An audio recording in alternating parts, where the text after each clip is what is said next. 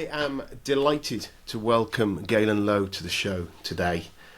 Galen is the digital project management guy. He's co-founder of the Digital Project Manager, a training community hell-bent on sharing knowledge to amplify the value of responsible project management in a digital world.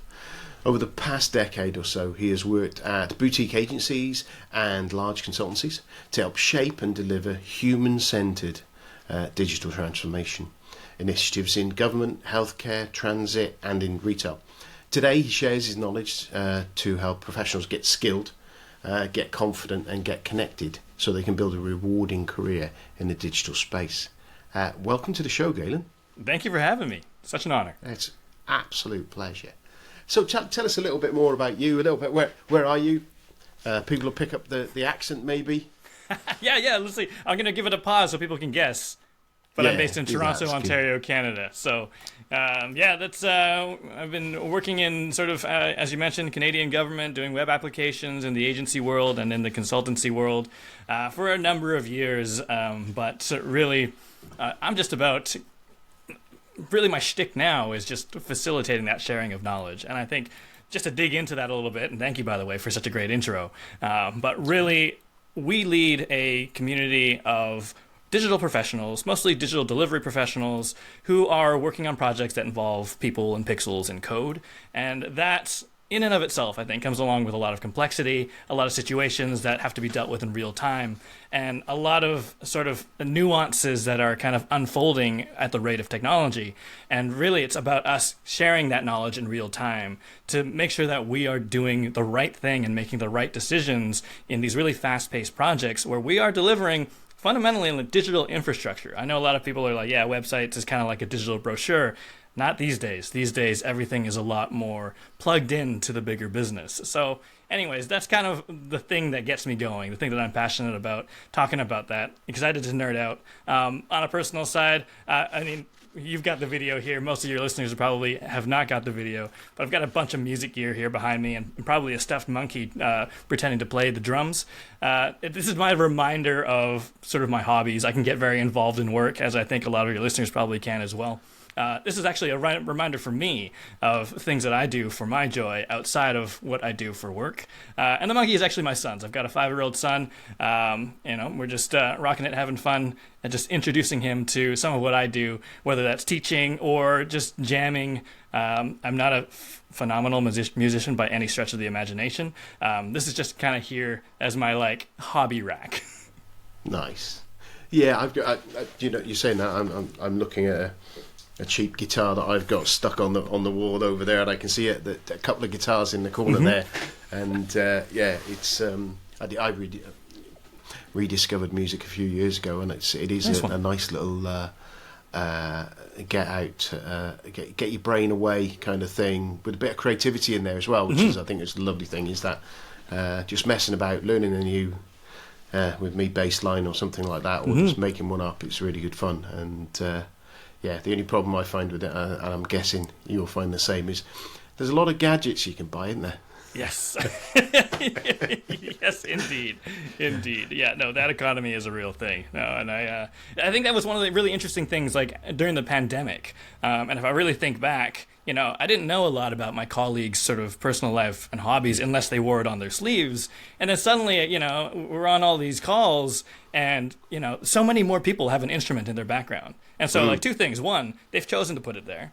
And two, there's all of this sort of layers of humanity that I hadn't really thought too hard about with my work colleagues that kind of got brought to the surface, and it kind of personalized it all. I mean, if I had to have a silver lining on a pandemic, I think that's definitely one of them.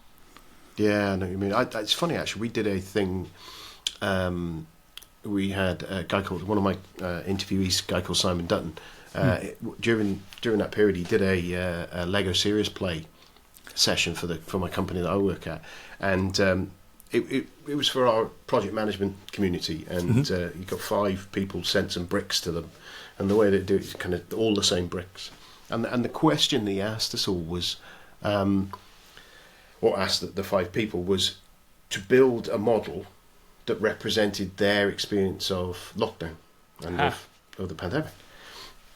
And it was fascinating, because then they all come up with these models, and they've all got absolutely completely different model, completely different lens on it, and then he asked them to describe it and explain what's going on with the model, and they went through this. And I remember one person who said, "I spent a lot of time in the garden in this, and I really enjoy my gardening, and these are the carrots that I've been doing some." And then there was someone else, I can't remember, something. Oh, this represents this and this, and you got such a richer insight into how it was for them. Whereas if you got it right, tell me how lockdown's been. Oh, it's been hard.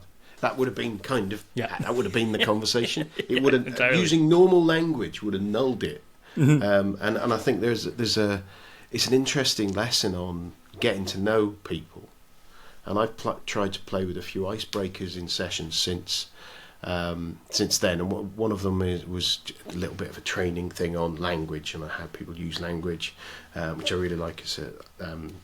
It's a basic thing where I never said she stole the milk, and you emphasise each of the words on a different slide, and basically at the beginning you ask them what they think it means, and everyone says what they think it means, and then you go through it emphasising it, and then go, well, does it mean that, or does it mean that, and kind of basically show that complete ineffectiveness of the written language.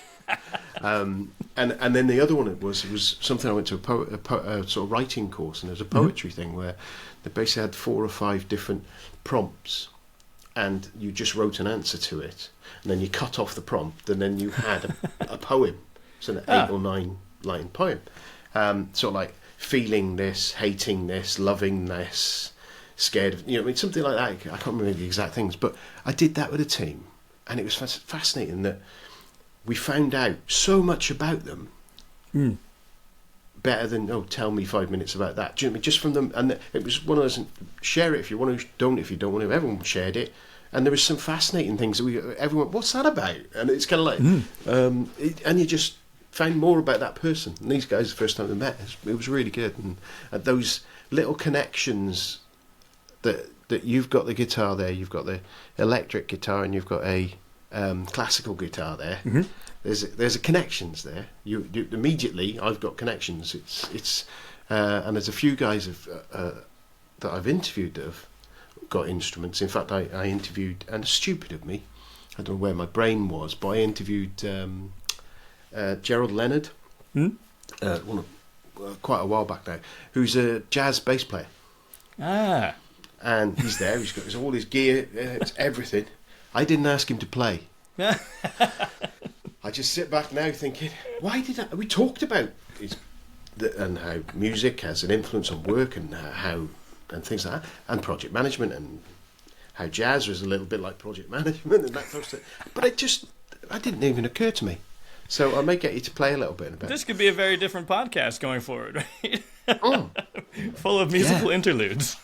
Well, yeah, and do you know what? I think it's a little bit of creativity. I've seen quite a lot of people that creative mindset and the solution minds, that learning a process and thing, but being able to solutionize around it, kind of fits into that improvisation and agility that we need as project managers sometimes. No, I love that. I love what you're saying about like the sort of fundamental flaws of written language, because you realize, actually, and through all of this, we realize that we're making all these assumptions as though we know something. So we've put away that learner mindset, and we're like, no, we know what a sentence is and how to read it, and I think that is holding us back so much in any profession, but definitely in project management, where it's like fundamentally about communication, and effective communication at that, with high stakes.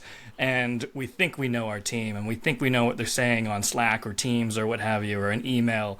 Even on a video call, we get a little more cues, but I think this movement away from just assuming that we know something about a person or everything about a person and what they're trying to say, I think is such an important lens to put on just how we collaborate in general, whether that's a project or, day-to-day operations, or just, personal relationships.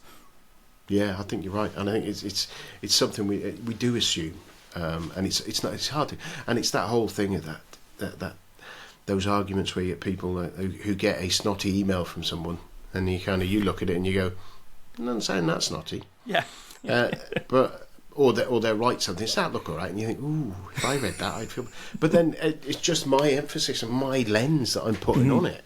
And the baggage around the conversation we've had beforehand. Maybe someone is writing something to someone who has wound them up, and therefore I put those lens of this person's wound up. So if I'm thinking they're wound up, and it's never right. Yeah, baggage is the right word for sure. We bring it in. It's Mark Horseman and Michael Zahn always say on the Manager Tools podcast, they say communication is what the listener does, and in this instance it's what the reader does, isn't it? It's what we mean and what people hear can be very different things and interpreted very differently.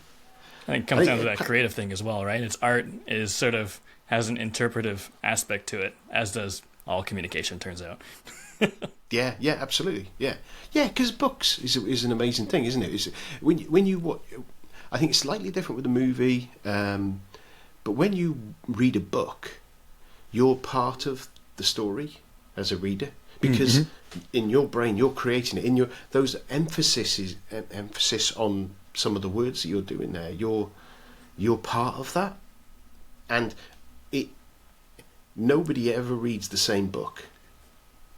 Ever, because you will read the same book as me and you will have a slightly different, even if it's on one word, it would be something slightly different to what I would, based on your history, your experience and your knowledge and your preferences as well. And that's where you kind of get then how great it is, because it can be that flexible and mean something completely different to two different people. I love that. It's just crazy. Anyway, yeah, rabbit holes. Yes, we have them on this podcast. Maybe not the specific. When you message me, obviously you digital project management is an area that is your expertise. Now, there's the word digital, the word transformation, the word there's a lot of different meanings of those words. So it is relevant, the previous bit around how people. What I think of as digital, because I see people going in, right, as an IT company going in to do a digital transformation, and I sit there going, well, everything's digital, it's IT for crying out loud. But then it's kind of a little bit that. But then your digital project management, from your perspective, just give us a little definition of what you, in from your mindset, think of. Sure, yeah, no, I think that's perfect. So I'm kind of, this is my interpretation of it. Yeah. And then I'll go, because I think we can tie in our previous rabbit hole quite well into this. But, digital for me represents something at the intersection between business, technology, and the user experience. And for me, that makes it a little bit different, because the sort of pillars of what we're building and what we're prioritizing, and some of the constraints that are competing, all kind of collide at that intersection and make it something a little bit different. Now, arguably, digital project management is not like a different art form than project management. I think, we describe it as being a subset, like a flavor. So if project management is ice cream, we are strawberry flavor. And that's kind of the lens that we put on it. But, in so doing, what we're saying is that there are nuances that we have to consider. There are some inflections that we have to bring into our practice, because things are a little bit different. And that's not to discount any other type of project management. If you're in construction, if you do whatever healthcare, transformation, patient experience work, that all is important project management. That has its nuances as well. And so really we're just flying the flag of, well, when it comes down to projects that involve pixels, people, and code, and I'll circle back on what you said earlier, because I think some of your listeners will be like, yeah, that sounds like everything these days. But if it's kind of revolving around that world of people, pixels, and code, and you are creating something that sits at that intersection between business, technology, and the user experience, then there are certain things that come into play.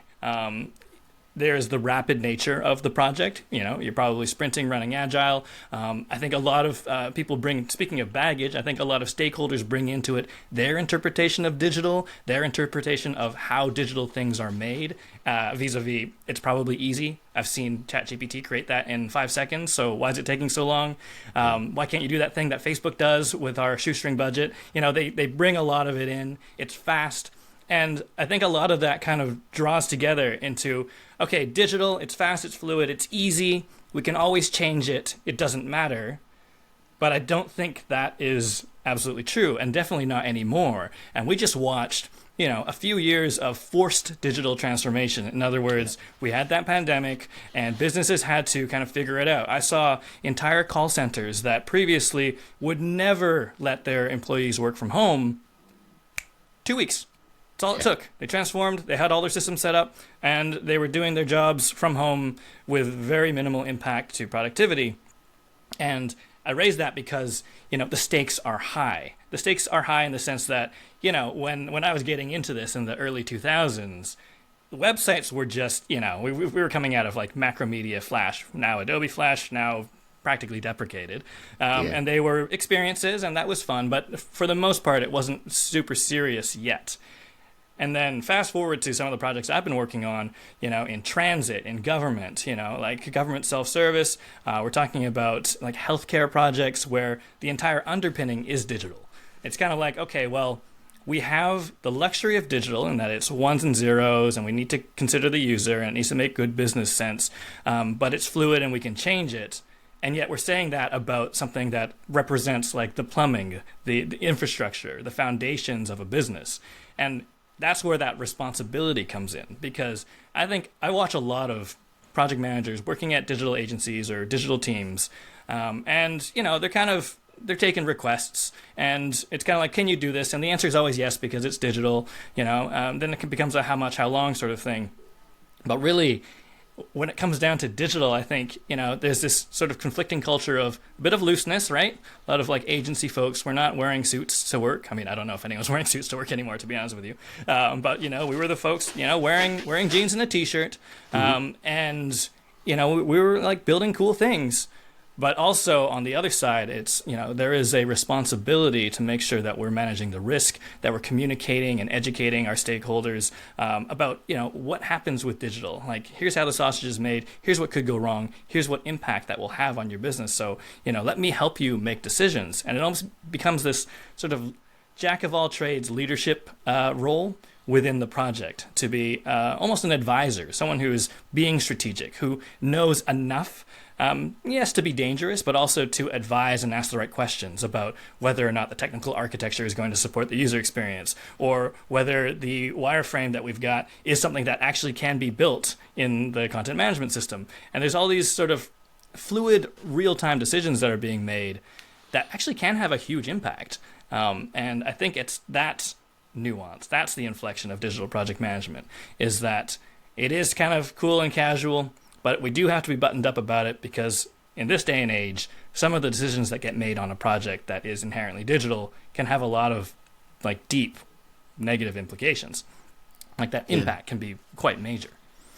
Yeah, I suppose the interesting thing for me is digital in my background. Obviously, my background came from ERP systems, doing back-end stuff there, and there's obviously user interaction there, and business processes and that sort of thing, through to data warehousing, that kind of thing. And an area that and then desktops and stuff like that. So my and a bit of networks. I've been around a bit. My area of lens that I've not really played with much is around those real consumers, real end user interfaces, and I'm kind of getting. And I've always looked at where you've got digital agencies. I always think of marketing businesses that are doing stuff for that kind of UI, lots of UI changes, that sort of thing, that then plug into these back end systems, but are the face of a digital business? Are they really? Is that sort of interpretation right from my point of view? It kind of half in my mind thinks it's an arm of marketing rather than an arm of IT. Would that be right in your interpretation? I mean, here's similar? Where I will take it back to our original rabbit hole, which is, there is an interpretive thing going on here as well. So I've kind of defined it, I have my definition of digital, but by no means do I think it's the one and only definition. And I think part of what's really interesting about it all is that, we are called the digital project manager. We deal, we trade in digital project management. But that digital is something that a lot of folks can come in and read and imprint their own understanding of it onto it, because at the end of the day, it still comes down to meaning the same thing, or at least having the same implication, which is that, it has to do with modern sort of project management. It has to do with modern solutions. It has to do with technology. It has to do with, marketing. It has to do with like users. It has to do with, interaction. And it has to do with kind of like a business lens in terms of how technology is used. And what it does in terms of like that culture of digital project management is it sort of creates that fourth wall and brings you in, right? It's like, okay, if that resonated with you, then you've probably got it right enough that let's have a conversation, like come into the community, we can share knowledge. Because I do, like in our Slack workspace, like we have a lot of conversations, a lot on the human side, which is going to be relevant to anyone, anywhere, but definitely any project manager. And then we've got this layer of like sort of like the mixes of specialties that are coming together on your project team, right? Where you have, a researcher, a linguist, an engineering team, you've got testers, and all of those things that, come about, all of the challenges, all of the risks, all of those issues, those can still get surfaced no matter what your interpretation of digital was coming in. Like we found an area where we can kind of niche down and have a conversation where we all kind of identify with what's being said. So, I mean, that's kind of like, I know I'm fence sitting a little bit, but the thing about digital project management and the digital project management community at large, and not just ours, but anywhere, is that I don't think it is exclusive. I think it's inclusive. I think if you can identify with it, come on in. And we can have a conversation where we're talking about some of these day-to-day realities, some of the human components of project management, some of just that, like the layer of education for stakeholders, and just kind of like getting people on board with whatever the project is about and those goals and that vision. And we can have a conversation about that. So I know I'm still sitting on the fence, but that's what I think is magic about it, is that, digital means different things to different people. And that doesn't mean that they've got it wrong. Yeah, absolutely. Yeah, I think that's a key thing with a lot of things that I found in my career, and whenever there's been something where there's been confusion, I always boil down to the point where I'm looking there going, right, someone has got a different definition, or I'll get confused because there's 50 different tags that people are using for the same document or the same bit of code. Someone calls it this, someone calls it that, and then you've got the official reference that you've got for it, then you've got the reference that was used to initiate it, and then the reference of the piece of code that's going to go, and depending on who you're talking to, they will be talking about the same thing. But I'm sitting there as project manager sometimes spinning, going, what, we've got 400 things, and actually no, there's 4 things, and there's like 100 names for each of them, and it can get quite confusing. So that whole language on a project and defining language on a project and defining what you mean by something, I've found to be really important, and I battled with people to say, right, don't call it that. Yeah, here's the branding of what I call it. Yeah, this is what we're going to call it. And I've just, because then we're all using the same common language. It's like sitting there with, I'm going to use a completely different email system to you lot. Right. I'm going to use you use Slack, I'm going to use my own vision. You know what I mean? As soon as you, it doesn't actually matter what it is. Right, yes. It doesn't matter which of these tools you use, Teams, Slack, whatever. It's nice if you can. One of the things I haven't played with before now is around using Microsoft Planner and things like that, and trying to, which then can go into your to-do list in Microsoft, which can then go into your into your tasks in Outlook, which I haven't quite worked out, but I think there is a way of getting it into your calendar. Then actually, it doesn't matter who you are. You can put something on a planner board. You tag someone in it. If someone likes using Outlook, they'll have it in Outlook. If they like using To Do, they'll have it in To Do. If they like the tasks bit, their lens into the same data is always, and trying to get things to that point. I think it's really good because it reduces you've got to play to people's preferences, but it reduces one source of the truth that everyone fights for, and there's usually 5 or 6 of those on a project. And honestly, that's it's super relevant in the digital space. We always talk about ourselves as being a bit of a translator, right, between the business and the tech folks or the dev team. There's that sort of technology business bridge. But I was actually having a conversation with a member today, and we were talking about just this notion of methodologies, right? Methodologies is a loaded word, right? Scrum is a loaded word now. We all bring our own baggage into it based on our experience. And really what it came down to is we start having these conversations about a word instead of having a conversation about what we're trying to achieve. So everyone's like, no, we can't do Scrum. We're not an agile organization, blah, blah, blah, blah, blah. Really what we're talking about is kind of what you're talking about is how do we want to work together? What is going to work? We've got this team. We've got these stakeholders. These stakeholders aren't in teams. These stakeholders prefer email. Are we going to just force them into teams? I don't know if that's always going to be the best idea. It might be, but let's have a conversation about how we work, not a conversation about, why are you trying to cram agile down my throat when I'm, when clearly I think it's flawed and it's only for software development or something like that, right? We can take all of those opinions and the mythologies and the assumptions that we're making, and we can take it out of the equation, do some translation for our teams, and maybe not even word for word, but concept for concept, where it's okay, yeah, this is not strict. I mean, I've been reading all these reports, you probably have as well, that most projects don't follow one pure methodology or way of working. It's not nothing's textbook. And I think that's kind of been the underpinning for us in our community and the culture of digital project management is that, there's no text, the de facto text. There's no one way to do a thing.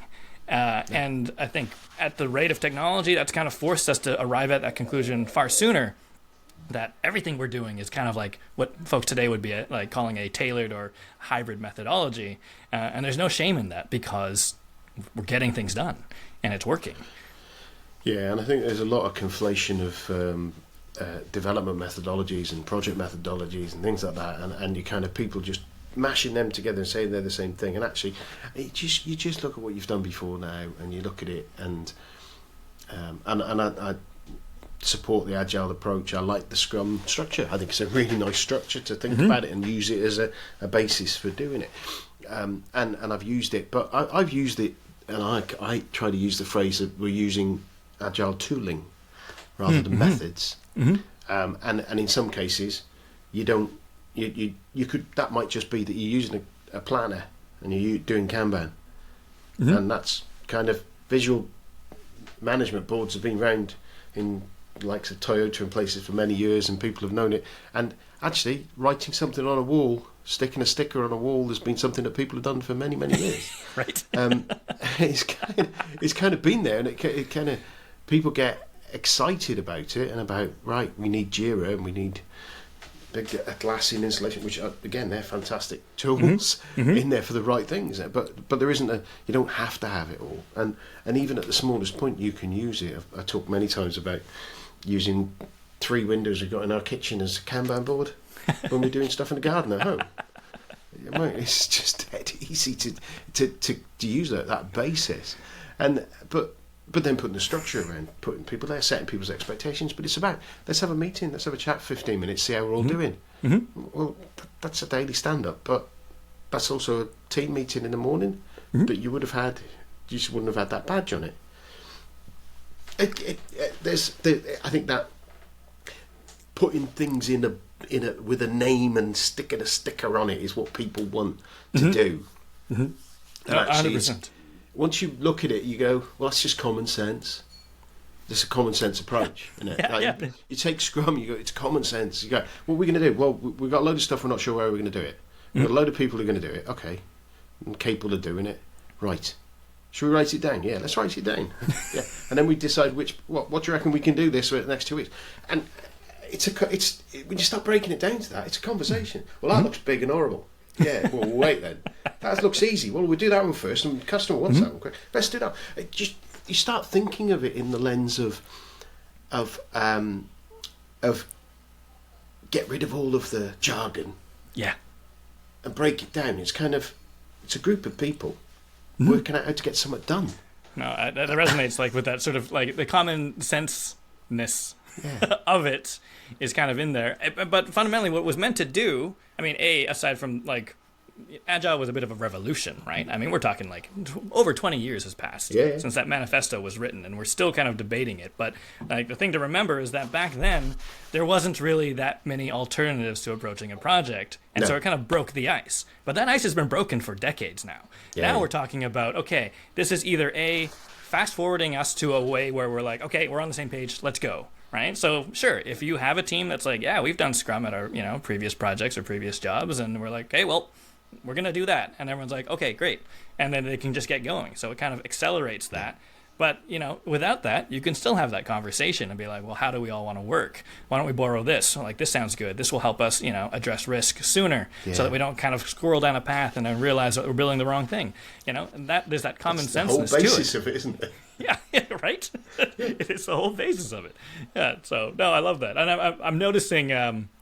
I'm noticing your Star Wars, again, I know your listeners are probably listening on Spotify, but you've got some Star Wars paraphernalia behind you.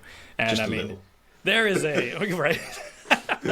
I'm like, how about that for a franchise that is divisive, right? You have everyone who's like, oh, love Star Wars or hate it, love the original trilogy or hate it, love the prequel trilogy or hate it, love the new stuff on Disney Plus or hate it, and everything in between. And and coming back to what you said earlier, everyone's kind of imprinting that story.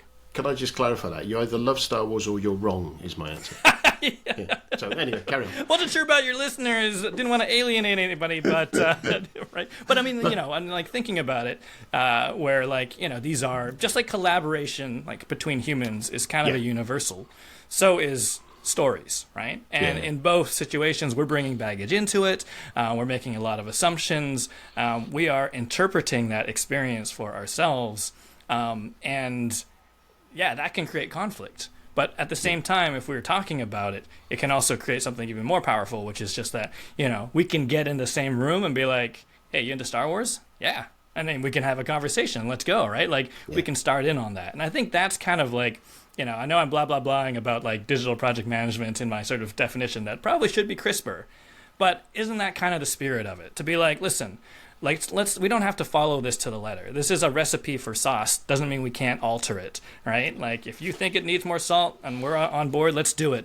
And really we're focused on the outcome, the goal, the impact, like delivering value, not like I had Joe Paz, PMO Joe, on my podcast a while back, and he was like, you know what? It doesn't matter how you make your pizza if it tastes bad. No one's going to be like, oh, yeah, they have that revolutionary Forno oven, and it makes bad pizza, but that process is great. Like, that's not the point. The point is, how can we facilitate this collaboration between humans to achieve a goal together? The goal is the important bit. Yeah, and we have to keep focused on that, don't we? Mm-hmm.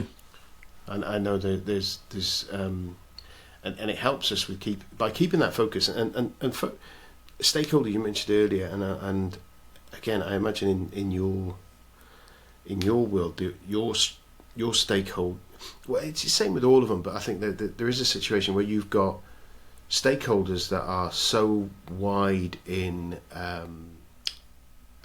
nature. Like if you're sitting in the project, you're delivering it. Sometimes you can sit there and you just go, right, who are my stakeholders? Well, it's the sponsor, it's the finance team that's getting it to use this. It's these people over it. That's it.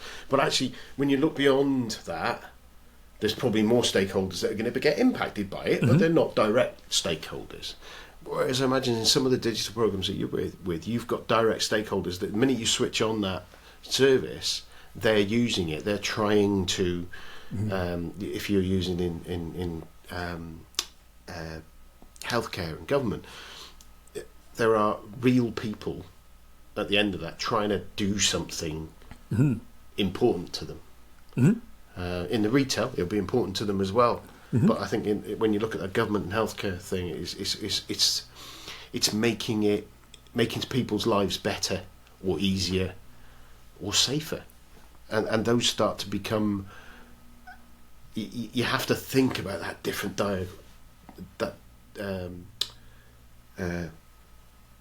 can't remember the word. Anyway, mix of people. No, absolutely. How do you deal with that in that kind of thing when you're doing? I don't know, you're putting out a bot or a web page or I don't know, any of the sort of like proper full on interactions with people.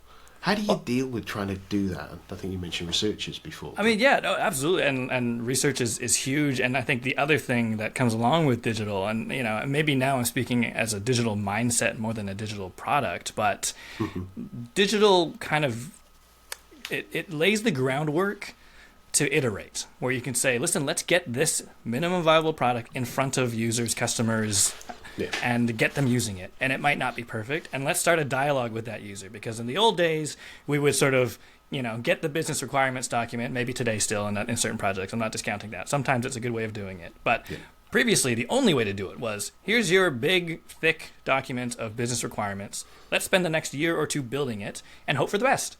Yeah. It's probably going to be good, right? And, without those iterations, without that feedback, without the conversation, it probably isn't going to be that great. It's not going to be as good as it could be if you were dialoguing with your end user and dialoguing with your business stakeholders and dialoguing with that finance team all along the way to kind of fine-tune it. Because guess what? As your project is moving, the world is still turning. And I think that's kind of the flip side of digital. Earlier, I was complaining about how people think digital is easy. It's ones and zeros. Can you please just change this thing and we'll still launch tomorrow? It'll be fine, right? But the other side of it is we can. We're not printing a newspaper. So if we have a typo, we can fix it. And if someone's like, hey, we should have thought of this, or users are complaining about this, well, we can fix that too.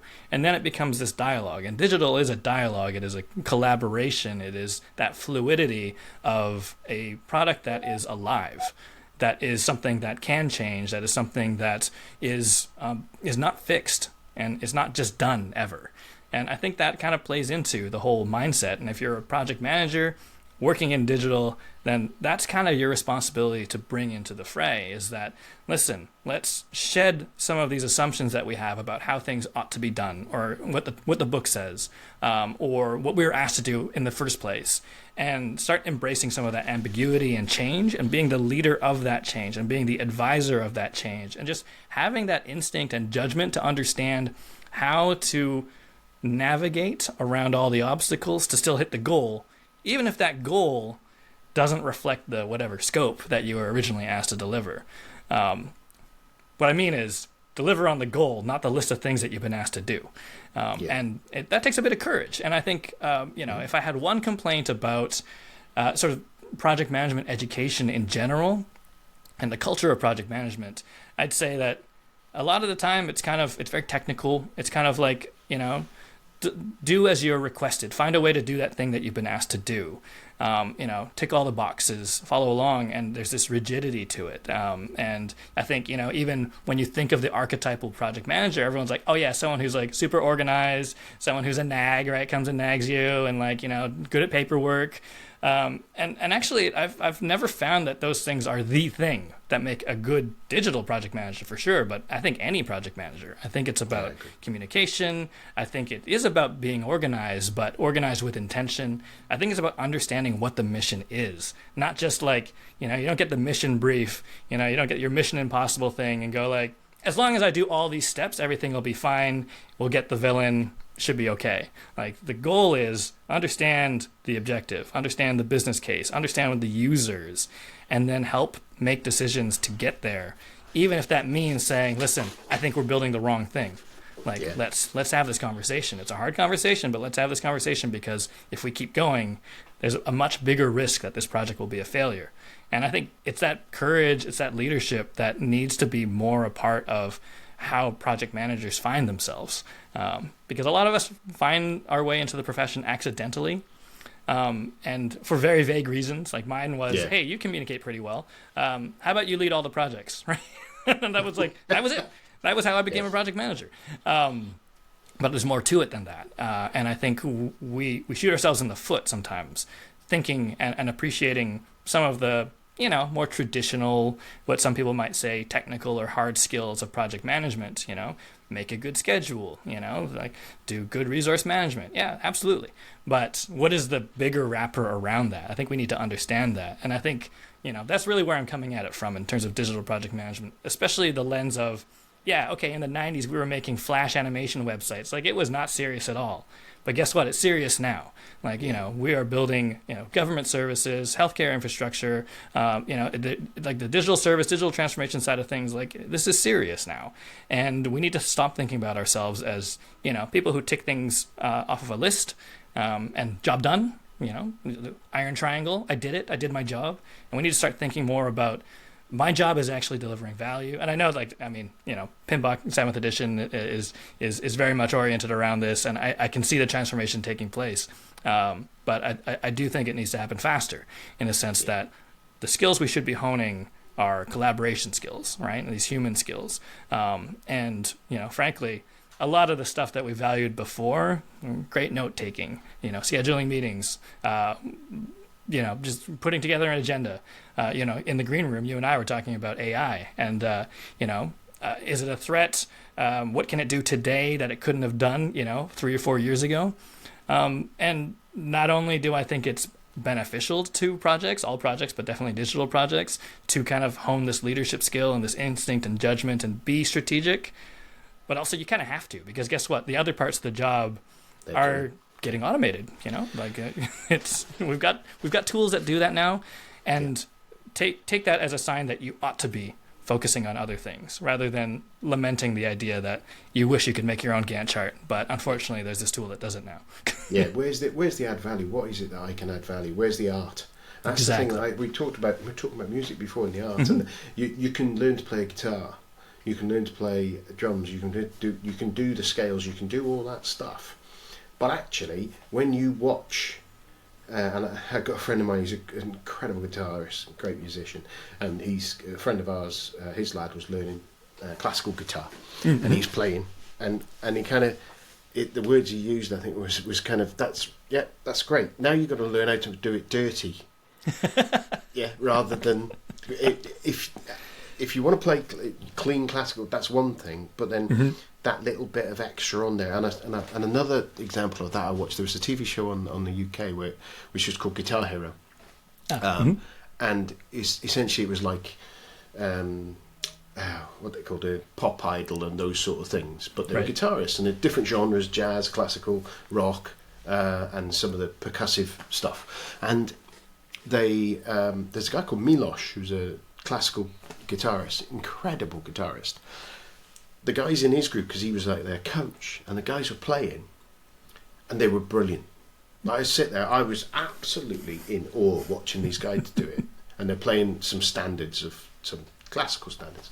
And this Miloš picked the guitar up and said, "Yeah, when you're doing that, if you do this and you change that and you change that," and then he took it to another level. Right. Like, it was incredible, and there was just above everything. But you couldn't imagine someone doing it better than that. So where I'm coming from is that me as an amateur would learn something, and it's kind of you learn it. You can get better at it. And it's those fundamentals you need, but those aren't the things that make good music. Those are the things that make mediocre music, or sometimes not very mediocre music, not very good music, just dull sort of things. But that art on top of it, that communications, thinking ahead, strategic thinking, and that bravery point you made, I think it's absolutely spot on. Being willing to go to the sponsors, the project board, as a project manager, and say, you should stop this project. And as a business, if you're a project management business delivering for that board, it's even harder, because you've got you've got your bosses going, we need that revenue. These people there going, we need that thing, we think. But then you go there, your business, understanding their business, and going, your business and your industry means that if you carry on with this, you've got a white elephant. You don't need it. Stop.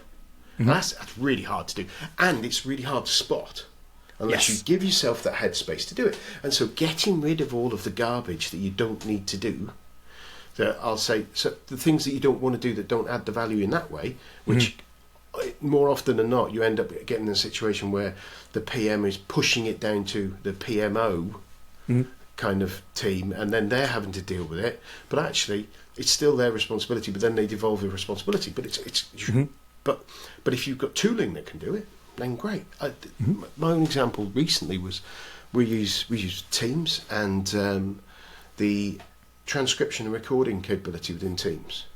So I was covering for someone doing. I've got a couple of project managers who were giving me progress updates, do a weekly review of how it's going. So, can I record this, guys? Because my notes are terrible. It transcribed it.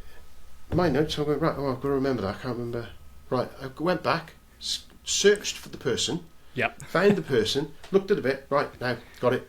Could have replayed it, and that, why would I not use that capability? I forgot to do it today, actually, think about it. But why would you not use that technology as a backup to you? It's better than having an admin assistant who's sitting there taking notes and minuting it, because they'll misinterpret.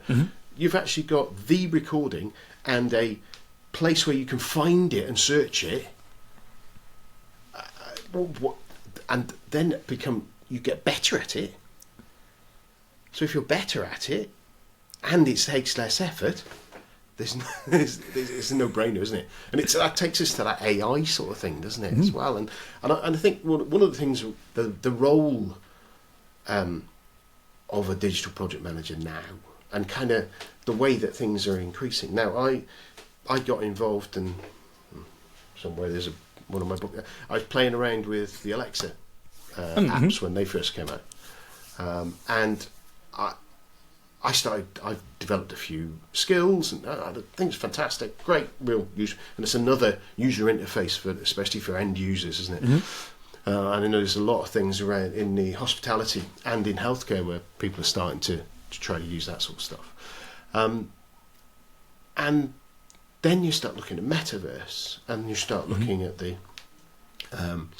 AI coming in now, the generative AI, and how people will be using and are using ChatGPT to get healthcare advice, to get any manner of advice, and aren't necessarily getting great stuff back, but so there's this this vast opportunity that's going to go out there from the point of view of us being able to do these kind of projects and help organisations implement these AI interfaces, but also then using them to do the job better. Do the job quicker and do the job easier, and replace the bits that, as you say, are non-add value. You know what? You may have hit the nail on the head more than I did in my definition, in the sense that something that really resonated with me that you said is that, what is that next level? You don't think there's a next level, and yet someone can come in and demonstrate that there is a next level, Wired does those videos, right? They do 20 levels of juggling, and the 20th level is just it blew your mind. You didn't even think it could happen. And I think the nature of digital, a digital mindset, is that there's no final level. There's no big boss at the end. You can't be at the top of your game. You will never be at the top of your game. There's always something happening that's new. And I think you hit the nail on the head in the sense that, yes, mixed reality is a user experience. Audio, like conversation, is a user experience. They all have business implications, right? I mean, how quickly was it that, your Echo Dot and Alexa could help you order something off Prime, right?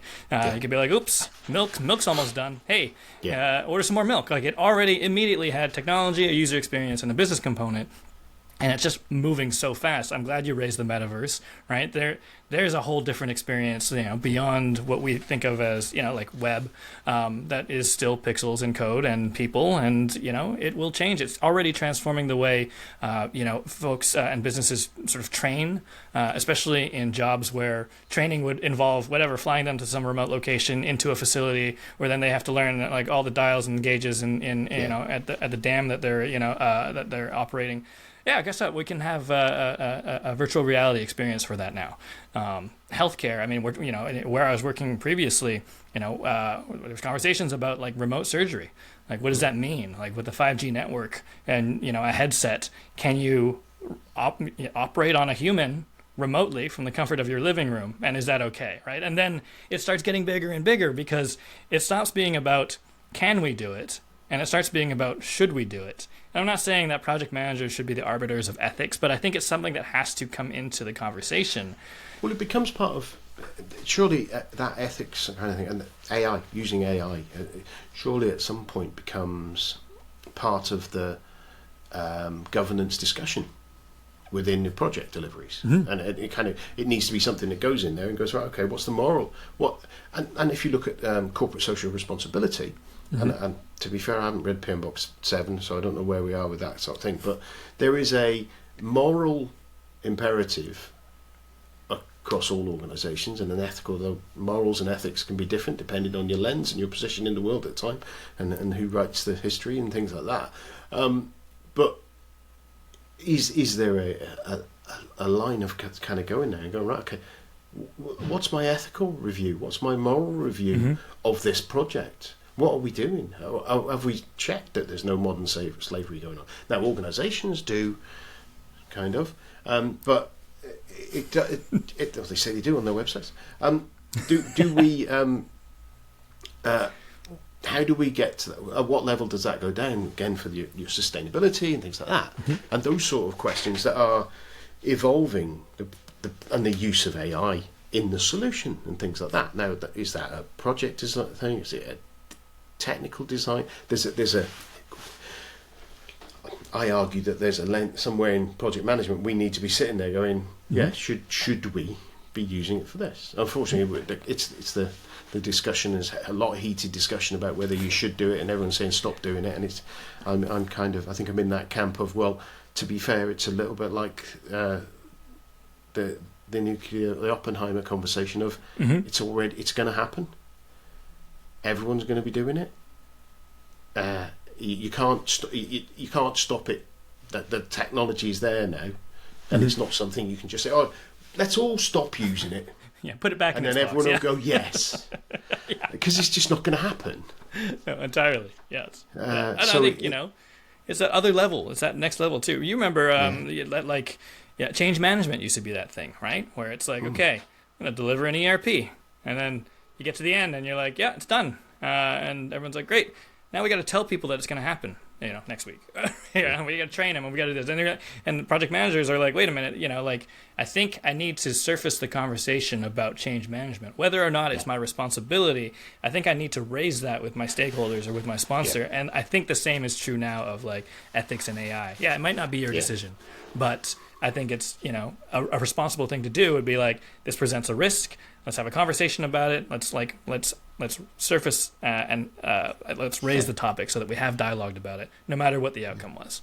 Yeah, because if you're implementing something that's deeply embedded using a lot of generative AI, and you'll put it out there, and then the organisation puts it out there, and then that organisation comes under criticism, loses business because they are using that in a way that isn't good, then that's part of your project's success, not your benefit. You're not going to achieve your benefits from delivering that project because of that not being considered. Same again with modern slavery, whether it being not sustainable and those sort of things. It kind of it really does complicate the project manager's job, doesn't it? Yes. And that's why I think it's sometimes I don't know if you have this mindset, or whether you see people with or without it, that business ownership, that responsibility, when you're not just doing that time cost quality triangle, when that isn't your measure of success, when it's much wider than that, and you recognise that, and it's your project is your business that you're running, and your business has more than, and we go back to the stakeholder conversation, don't we? Has impact on the people you're buying from, the people you're selling to, the people who are using it, the people who might use it in 100 years, whatever. You are responsible for all that, and if we as project managers take responsibility, and it's hard to do because thinking that again, you've got all your stakeholders shouting, "Why isn't it there yet?" And you've kind of sitting there going, "I'm trying to do the right thing, not the thing I've been asked necessarily, or the quick thing." It's so hard to do, and it's quite a lonely place at times, I think. Lonely is, I think, the right word, and I think overwhelming would be the other, because I think, already project managers are individuals who, manage and lead by influence because they don't really have the formal authority. Sure, maybe you have your charter and, you flash it like a badge and you're like, I get to tell you what to do today. But it's not real, like, authority. No. But then that accountability to, to create something and think outside of, when your project starts and when your project ends. First of all, I don't think a lot of the roles are incentivized that way. I don't think it's like, it's kind of a, it's on paper. Maybe it's not your problem, or maybe to a certain extent it is deliver value, but it's not a baby that you need to rear into, adulthood and beyond. Yeah. But I think the other side of it is, if it's not that mindset and you can just be like, I did my job and the rest of it's not my problem, it starts to erode the meaning of your job, because then it gets down this path of collecting a paycheck, right? Okay, I did my part, right? Which, by the way, as a project manager, is not something you want from your project team either. I don't want my lead developer to be like, I did my job, code's good, it got tested, and but I know that there's a massive hole in what we're doing on the UI or how it will scale later in the future. I wouldn't want that person on my team. I'd want someone to be like, what? We need to think about this. We need to think about the ethics. We need to think about this. And, I would encourage project managers anywhere to also want to be that project manager that people want to work with, because you're thinking about it as, to your point, a business, right? An initiative that lives beyond your iron triangle and that lives beyond, your start and end date. If nothing else, our job is to orchestrate a collaboration that produces something remarkable enough that it probably couldn't have been done by just one person in that amount of time. And I think there's a lot of, pride to be taken in that. It's not just this admin role. It's not just, checking to make sure things got done. It's not just nagging people. I think there is a beauty to it, not to wax poetic too much, but I think that, anyone who's sort of put together IKEA furniture with a bunch of people, that collaboration is hard. And the result is remarkable. Even if you forgot that bolt, even if you, built it upside down, which I've done with IKEA furniture for sure, it's still kind of remarkable that it got done. Can I give you a tip on that? Yes. A friend of mine and I, because you follow the instructions on it, either have a glass of wine or a beer or whatever your favourite is, and each section that you complete, take a drink. And then, to be quite frank, at the end of it, you don't care what it looks like. Yeah. So I would love to walk into that apartment, right? It makes it much less stressful. Did it with a barbecue, we had a great time. So, it's all right, I interrupted you there. No, and I think that's and that's kind of it too. If in a situation, because I think that mindset's also valuable as well. It's whatever we produce together is probably fine. If that is the nature of your project, then more power to you. A lot of innovation happens that way. The shelf that's a door.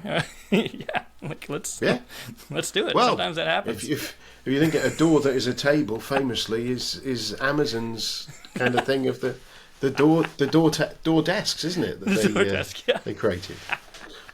I love that. I would come back to your idea of every 3-pane window as a Kanban board.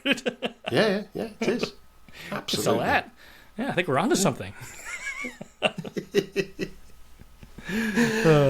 I'm just noticing we're coming up on an hour. It's been a really interesting chat. Yeah. We could do this for hours, couldn't we? Yeah, that is the thing. And I suppose it's I wanted to touch a little bit on your thoughts about AI and how that might transform digital project management. So I just thought, just what are your thoughts on that? Just quickly on that one, just to kind of end it. Because at the moment, I can't talk to someone about project management without talking about generative AI or AI in general, because it's just going to affect us so much, in my opinion. I think it's absolutely valid. What you said about, the technology is there, someone's going to use it. We need to embrace it and maybe just, figure out the right way to use it. We've been running these sessions that are kind of exploratory. They're just like webinars, but they're not really lectures. It's just let's use a tool to address a use case, because I think there's a lot of hesitancy. I see a lot of tools out there, and I see a lot of project managers, they'll use it as a joke, or they'll use it to plan their dinner, but they're not using it seriously yet because frankly they're afraid. They're afraid that it's going to take their job. They're afraid that it's going to do their job wrong and they're not going to catch it. They're afraid of a lot of things. And part of it is just we just want to establish comfort with the tools so that we can move past that hesitation and figure out what the other challenges are beyond that. So we've gone through use cases like, project kickoffs, right? Like planning that agenda, scheduling a meeting, putting together a really good project brief or a project charter. We did one on creating realistic project plans. Like, okay, how can we schedule things? How can we do resource planning? And really what I found is this. I found that most project managers I talk to wish that they could be more strategic. Mm-hmm. And then this comes in and everyone's like, oh, do I still have a job? And I think the subtext here is, yeah, you have a better job now. Remember how you wanted to be strategic? Guess what? You don't have to spend all that time doing the low-value admin stuff anymore. But you do have to develop a different muscle. And that different muscle is being able to look at something and find the gaps. We have this conversation going, and I'm sure it's common to a lot of folks right now, but you prompt AI, and what AI gives back to you is a prompt for you. It's a conversation. It's not an output. And I think, the more we can look at it through that lens, the more we realize it's just like it's just that catalyst. It's that thing that accelerates you towards your goal, but it's not going to do it for you, and it's not going to replace you. What it's actually trying to do is give you a starting point to then look at it and go, okay, what about this is wrong? Just like if you had, a mentee or a co-op student, and you're like, please put together the project schedule, resource a team. And you're going to have to look at that and go, is it right? And not just, it's probably right, and just, give it to your stakeholders. Like, you would never do that. And I think that's where we need to kind of come at this point, is that it's not that AI is trying to replace, AI is trying to assist. And you still have to do the work. But for everyone who was like, I wish I could be more strategic, yeah, this is your answer. It's here for you so that you could be more strategic. But ball's in your court now. Ball's in your court because now you need to do something about you. And it's something we focus on in our course as well. Because sure, I can teach folks how to write a status report. What's in it? What do you need to, what should you write?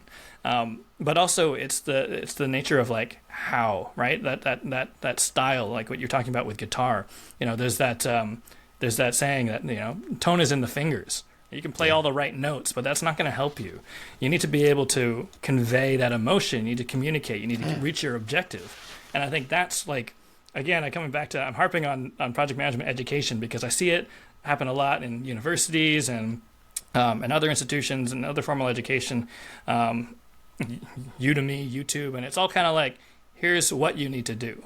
But I think the answer is here's how you need to be thinking about what you do, because it's bigger than what you think it is. And as long as you can keep finding that next level, like, here's your chance. Here's your chance to not spend an hour, making a meeting agenda. Or to your point, here's a chance for you not to take notes during a meeting or find someone to take notes during a meeting and just be in the meeting and like plan and have a voice and be strategic and like be that strategic person that you wanted to be. But the thing is, the training that we mostly get is not that. No one trained me how to have that conversation to say, that project that is my livelihood, we should cancel it. Like, nobody taught me to have that conversation. That wasn't part of my training.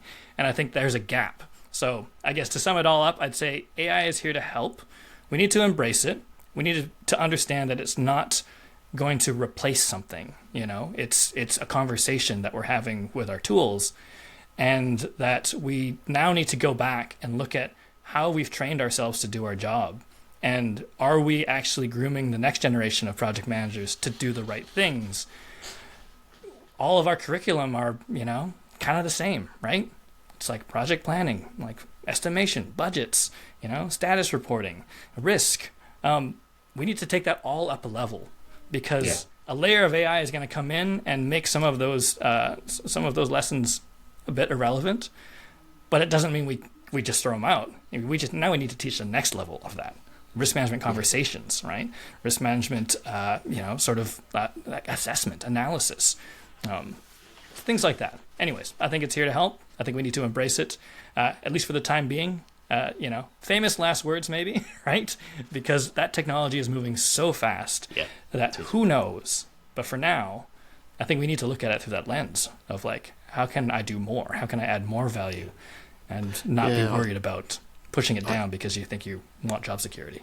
I think it's the way you explained that leveling up is a great way of doing it. And I think the thing is sometimes there's the comfort in ticking the list.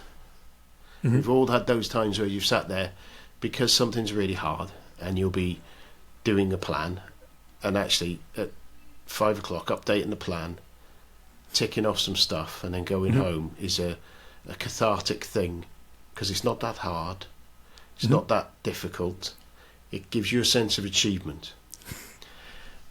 What you really should be doing is thinking about that risk that might come 6 weeks, 8 weeks down the line, and you can head it off, but you know that's going to be a really hard conversation with Joe. Mm-hmm. But and that's where I think the thing is that the people who will thrive will be the ones who are willing to recognise that actually that's flexing that muscle. We're going to be dealing with those sort of things more often than the mundane things that are straightforward, tick, tick, tick, and not stress. I think it's going to be more for me, I think it's going to be more two sides of it: more intense activity from a problem solving or risk solving and things like that, but mm-hmm. also we've got to learn to go, we haven't got to be doing something every day, every minute. Mm-hmm. We need to go sit there and go, right, I need a block of time where I'm not doing, I'm thinking, I'm imagining, mm-hmm. I'm mm-hmm. solutioning, I'm trying, and you're going to be in that situation where you've got a conversation with a stakeholder, rather than printing the report, picking it up, or not these days, emailing it, jumping on the Teams call to be able to talk to them, that you've mm-hmm. sat there and you've spent half an hour working out how you're going to say this difficult thing, have this difficult conversation, and think about that difficult conversation, because quite often because if you think about having difficult conversations, doing presentations, the one thing that you get taught on every course you go on is preparation, is thinking mm-hmm. about it, what it's going to do, thinking about where you might go. I was on a course, the course thing the other day. I was looking there because it was on my board, but I had to rub it off, and it had a process for going through sort of dealing with a conversation and things like that, and it went step by step by step by step, but you do it before, you don't mm-hmm. do it in it.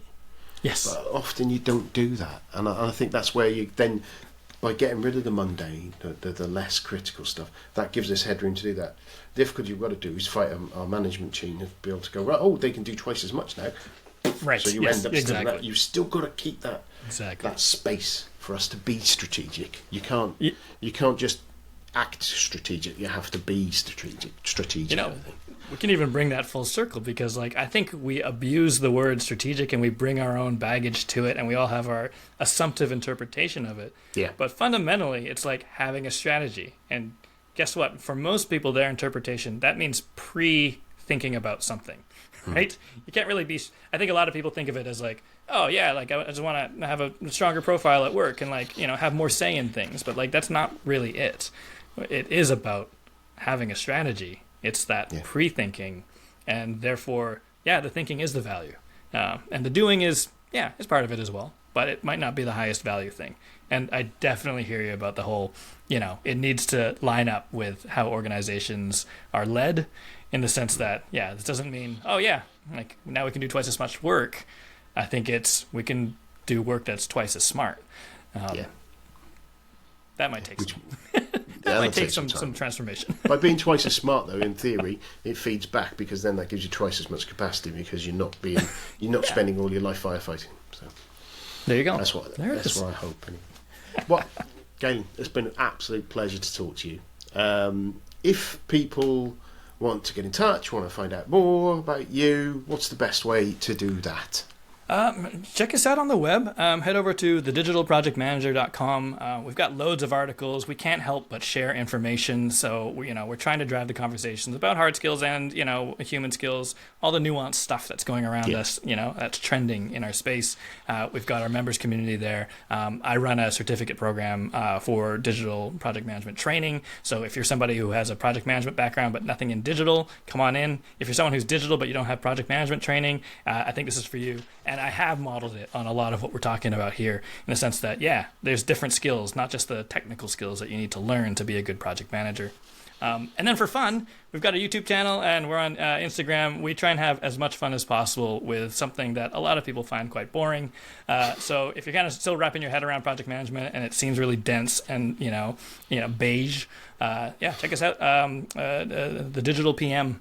And then YouTube, I'll throw you the link because it's longer, maybe we can shove it in the show notes. I'll stick it all in the show notes, it'll be there.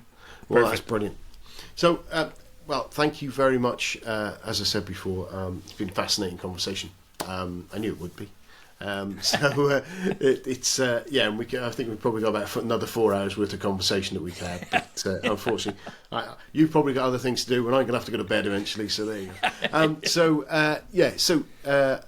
Again, thank you, and have a brilliant rest of your day. Thank you. It's been a pleasure. Cheers.